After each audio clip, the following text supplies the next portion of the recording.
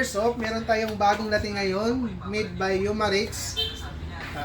Yung model natin is called si Smoke Wagon. Ito yung unit natin, gold and silver. Tapos CO2 type. Guys, demo natin ngayon yung unit natin. Ito yung CO2 nya. Ito yung kailangan natin. Tapos yung paglagay, tanggalin natin to. Bago tayo maglagay ng CO2, lagyan muna natin ng silicone oil. Konti lang.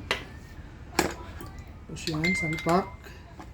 Ito yung pinaka-tools nya. Nasa grip na rin, nakadikit. Iluwag. Sigpit.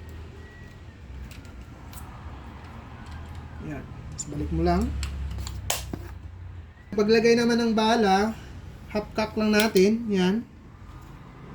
Ito buksan. Ikot. Release. Yan.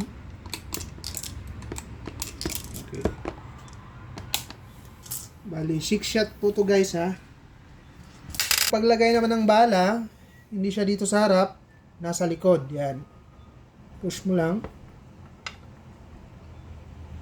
Yan.